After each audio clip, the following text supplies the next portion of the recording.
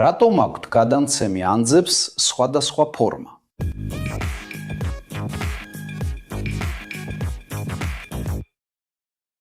თუ ოდესმე გამგზავრებულ ხარ გზაზე, აუცილებლად შეგინიშნავს ის ფოლადის გიგანტები, რომლებიც ჰორიზონტს კვეთენ და ატარებენ კაბელებს, რომლითაც ენერგია ჩვენ სახლებს მიეწოდება.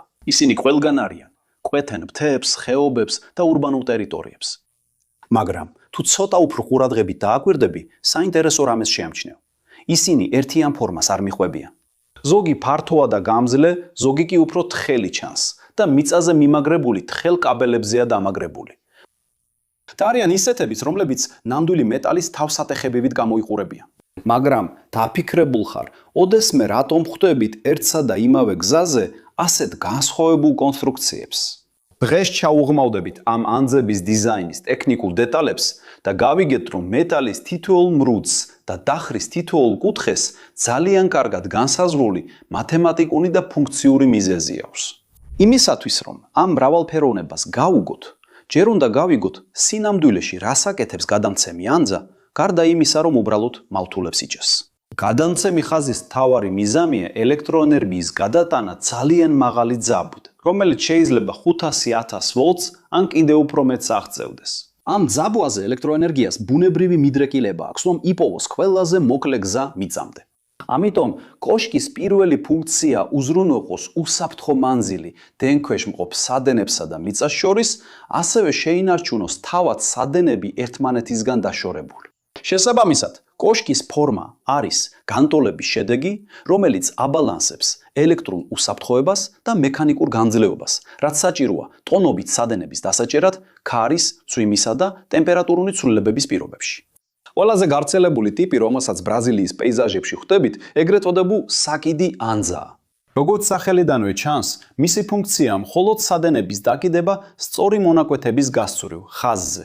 ამ კოშკებში იზოლატორები, ეს დეტალები, რომლებიც ერთმანეთზე დაწყობილ თებშებს გავს, ვერტიკალურად კიდია. ძირითადი დატვირთვა, რომელსაც ეს კონსტრუქცია უძლებს, არის სადენების ზონა და ქარის გვერდითი წნევა.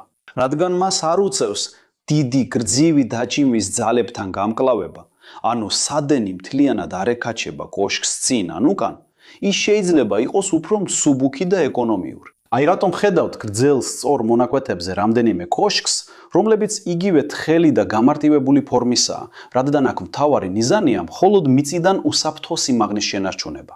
თუმცა სიტუაცია სრულიად იცვლება, როდესაც გადამცემი ხაზი უნდა მოუხვიოს ან მიაღწიოს საბოლოო დანიშნულებას. ამ წერტილებში ვიყენებთ სამაგრ კოშკს, რომელსაც ასევე კუთხის კოშკსაც უწოდებენ. საკიდი კოშკისგან განსხვავებით, სადაც კაბელები უბრალოდ გადის მასზე, სამაგრ კოშკში კაბელები აღარ გადის უწყვეტად და მთელი დატვირთვით კოშკის სტრუქტურაზე მაგრდება. შეგიძლიათ შეამჩნიოთ კიდეც, რომ ამ კოშკებში იზოლატორები შეიძლება ჰორიზონტალურ მდგომარეობაში იყოს, კაბელებთან გასწორებული. ეს ხდება იმიტომ, რომ კოშკს სჭირდება გაუძლოს კაბელის უზარმაზარ მექანიკურ დაძაბულობას, რომელიც ცდილობს კოშკი მოზიდოს მრუდის მხარეს. მაგრამ როგორ ახერხებს ასეთი ცრილი კონსტრუქცია ტონობით კაბელის დაჭერას, რომლებიც ძლიერ ქაში ირხევიან? პასუხი იმაშია, რომ ის ძალიან გამძლეა. სამაგრი კოშკები ბევრად უფრო მძიმეა. მათ აქვთ უფრო ფართო საფუძველი და იყენებენ ბევრად მეტ ფოლადს იმის უზრუნველსაყოფად, რომ ხაზი სტაბილურად დარჩეს, თუნდაც რომელიმე მხარეს კაბელი გაიწყვიტოს. გარდა იმისა, რომ ისინი მოსახვევებზე დატვირთვას იღებენ, სამაგრი კოშკები მნიშვნელოვან როლს ასრულებენ მთელი სისტემის უსაფრთხოებაში, როგორც შეჩერების წერტილები. წარმოიდგინეთ, რომ ასობით კილომეტრზე გადაჭიმული ერთ-ერთი გადამცემი ხაზი მხოლოდ მსუბუქი საკიდი კოშკებისგან შედგებოდეს. თუ ერთი კოშკი დაეცემოდა, ის შემდეგსაც წაიყვანდა, რაც კილომეტრებზე კატასტროფულ დომინოს ეფექტს შექმნიდა. სამაგრი კოშკები სტრატეგიულად თავსდება ყოველ რამდენიმე კილომეტრში, რათა ეს შესაძლო ეფექტი შეწყვეტეს. ისინი რეალური ანკერივით მოქმედებენ და თუ კონკრეტულ მონაკვეთზე ავარია მოხდება, ხაზის დანარჩენ ნაწილს მყარად ამაგრებენ. ეს არის პრევენციული ინჟინერია, რომელიც უზრუნველყოფს, რომ ადგილობრივი პრობლემა არ გადაიზარდოს რეგიონულ მასშტაბურ გათიშვაში. მოდელი, რომელიც განსაკუთრებული ესთეტიკით ყურადღებას იპყრობს, არის სტაიანი ანძა. თქვენ შეიძლება უკვე გინახავთ ასეთი კოშკი, რომელიც ვის ან შებრუნებულ Y-ს გავს, დგას ერთ საკრდენზე და მისი ბოლოებიდან გამავალი თხელი ფოლადის კაბელებით არის მიწაზე დამაგრებული.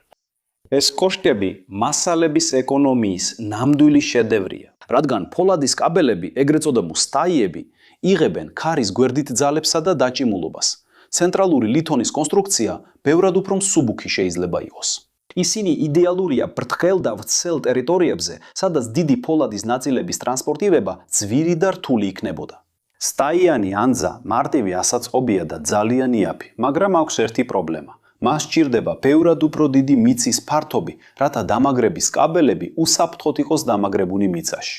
მეორეს მხრივ, როდესაც სიმცე შეზღუდულია, მაგალითად, ქალაქებთან ახლოს, ან ძალიან რთული რელიეფის რეგიონებში, ინჟინერია იყენებს თვითმდგრად ანძას. ეს არის კლასიკური გისოსოვანი ანძის მოდელი, რომელიც დამოუკიდებლად დგას 4 ბეტონის ფეხზე. მას გარედან დამჭერი კაბელები არ სჭირდება, რაც საშუალებას აძლევს, რომ დააპენო უფრო ვიწრო დერეფნებში. თვითმდგარი ანძა უკიდურესად მრავალმხრივია და შეიძლება დაპროექტდეს მონუმენტური სიმაღლეებისთვის, რაც მას უპირატეს არჩევანად აქცევს ფართო მდინარეების ან ღრმა ხეობების გადალახვისას. მიუხედავად იმისა, რომ ის უფრო მეტ ფოლადს მოიხმარს, ვიდრე სტაიანი ანძა, მისი გამძლეობა და ნაკლები მიწის ფართობის საჭიროება ანაზღაურებს ინვესტიციას იმ ადგილებში, სადაც მიწა ძვირია ან ძდომა შეზღუდულია. ამ 4 ტიპიდან არჩევანი შემთხვევითი არ არის და მოითხოვს ლოგისტიკისა და გეოლოგიის სიღრმისეულ შესწავლას. მაგალითად, ნიადაგის ტიპი განსაზღვრავს, როგორი იქნება საძირკველი.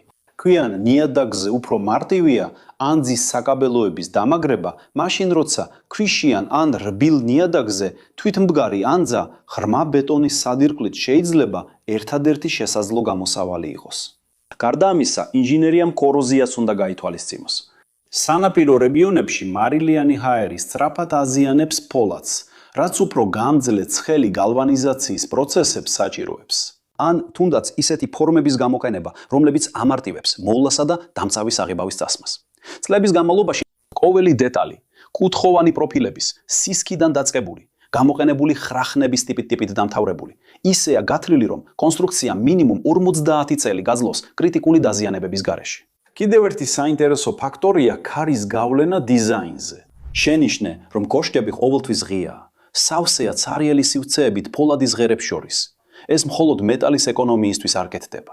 თუ კოშკი მყარისსვეტი იქნებოდა, ქარის ძალა მასზე იმდენად დიდი იქნებოდა, რომ საძირკველი გაცილებით დიდი და ძვირი გახდებოდა. გისოსოვანი სისტემის გამოყენებით, ინჟინერია საშუალებას აძლევს ქარს გაიაროს კონსტრუქციაში მცირე წინააღმდეგობით, რაც მნიშვნელოვნად ამცირებს მექანიკურ დატვირთვას. ეს იგივე პრინციპია, რასაც ეიფელის კოშკში ვხედავთ. ქარისთვის განტარობაა ის, რაც ასეთ მაღალ კონსტრუქციებს მსუბუქსა და სტაბილურს ტოვებს, თუნდაც ძლიერი ქარიშხლების დროს. საბოლოოდ, მასალების განვითარებამაც ახალი ფორმები შემოიტანა ჩვენს ლანდშაფტებში. ბოლო დროს გამოჩნდა ეგრეთ წოდებულ წაკვეთილ-კონუსური ფოლადის ბოძები, რომლებიც ერთიანი და გლუვისვეტებია, ძალიან გავს გიგანტურ განათების ბოძებს.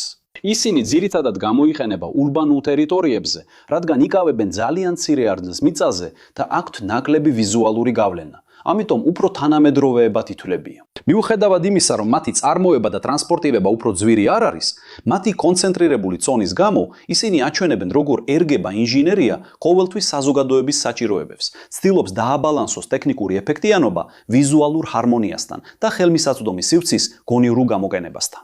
თუ აქამდე მოხვედი და ვიდეო მოგეწონა, გამოიწერე ახი თუ ჯერ ახარ გამოწერილი, დაალაიქე და გაააქტიურე შეთხოვინებები. და თუ ჩვენი კონტენტი საინტერესო გეჩვენება, იფიქრე წევრობაზე, რათა დაგვეხმარო პლატფორმაზე კონტენტის შექმნის გაგრძელებაში და გახდე მოხსენიებული ჩვენს ვიდეოებში. და თუ გაინტერესებს მეტი გაიგო იმ კურსებზე, რომლებსაც გირჩევთ, გამოიყენე აქ გვერდზე მოცემული QR კოდი ან ბმული აღწერაში, რათა მიიღოთ უდომა მრავალ შესაძლებლობაზე, განივითარო სხვადასხვა უნარები, რომლებიც შენს კარიერაში განსხვავებას შექმნის. და ასე რომელი ამ მოდელებიდან უფრო ხშირად გინახავს, როცა ჩვენი ქვეყნის გზებზე მოგზაურობ? უკვე იცოდი, რატომ აქვთ მათ სხვადასხვა ფორმები.